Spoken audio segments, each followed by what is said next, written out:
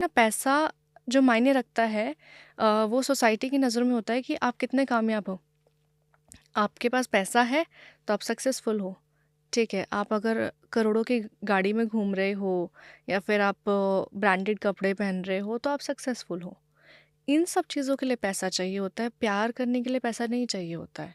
और अगर आप प्यार करने के लिए सब पीछे ये चेकलिस्ट देख रहे हो कि यार इसके पास प्रॉपर्टी है, पैसा है, बंगला है, गाड़ी भी है और बैंक बैलेंस भी अच्छा है, तो फिर आप प्यार थोड़ी कर रहे हो, आप तो सौदा कर रहे हो। राइट। ज़िंदगी में ज़िंदगी को जीने के लिए देखिए, मैं कहती हूँ कि देखो, कविताएं करके या प्यार की बातें करके या फिर ये सब चीज़ें करके बातें करके तो मैं भी अपने घर में राशन नहीं भर सकती हूँ। फैक्ट है। खाने के लिए तो पैसा ही चाहिए, लेकिन पैसे को अहमियत कितनी देनी है वो मायने रखता है। कि आपकी ज़िंदगी में पैसा उतना ही ज़रूरी है कि आप सुकून से खा सको, सुकून से बैठ सको, और वो आपकी ज़िंदगी में और कोई अड़चन नहीं ला के दे रहा है कि हाय रे हाय मुझे पैसा कमाना है। हम हम्म। मेरी लैंग्वेज है कि हाय रे हाय मुझे पैसा कमाना है, मुझे ये भी करना है, वो भी करना है, घर बनाना है, गाड़ी लेनी है, सब यहीं रह जाना है। कुछ साथ नहीं जाना। आप करोड़ों कमा लो, आप लाखों कमा लो, आप अरबों कमा लो। राजा महाराजा लड़के चले गए प्रॉपर्टीज के लिए, महल खड़े कर दिए उन्होंने। कुछ साथ गया? नहीं नहीं गया। गया। तो आपके साथ क्या जाना है? आप किस चीज़ के लिए लड़ाई कर रहे हो? आप किस चीज़ की उम्मीद कर रहे हो? आपको सेटिस्फाई होना सीखना पड़ेगा। जो आपके पास है, सपने देखना बुरे नहीं है। ज़रूरत से ज़्यादा सपने देखना बुरे होता है। ज़रूरत राइट। से ज़्यादा मेरे लिए ये होता है कि आप ऐसी एक्सपेक्टेशंस लगा रहे हो दूसरे, आपको कामयाब होना है, आपको पैसा चाहिए तो मेहनत करो, कमाओ। ये नहीं है कि आप दूसरे इंसान से उम्मीद लगा रहे हो कि मैं तो बैठ के खाऊंगा या खाऊंगी, दूसरा इंसान मुझे करोड़पति या अरबपति बनाएगा। मैं कहती हूँ कि दूसरों के कंधों पे ना हमेशा अर्थी उठती है, सपने नहीं पूरे होते। हम्म। अगर आपकी उम्मीदें ज़्यादा हैं तो मेहनत करो। हम्म। जब रिश्ता में दो लोग जुड़ते हैं तो कहीं ना कहीं होप का तो हमने डिस्कस कर लिया, ठीक है, कहीं ना कहीं गलतियां बहुत आ हम्म। जाती हैं। हम्म।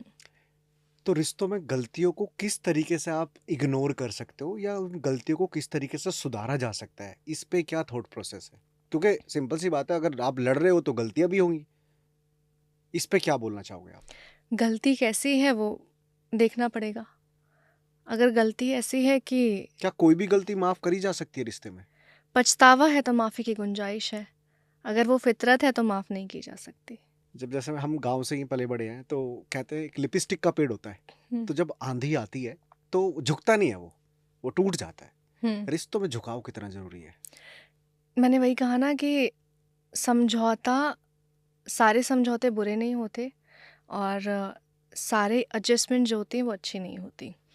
और रिश्तों का नाम ही समझौता है, आपको कहीं ना कहीं झुकना पड़ेगा। वो हमारे दादा दादी एक और चीज़ कहते थे कि जिस पेड़ में फल होते हैं वो झुकेगा, हम्म। और जिस पेड़ में कुछ भी नहीं है उसमें अकड़ है तो वो फिर सीधा तन के खड़ा रहेगा।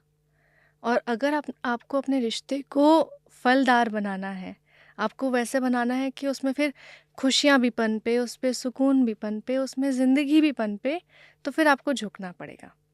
झुको जब तक कि आपका रिश्ता बन रहा है।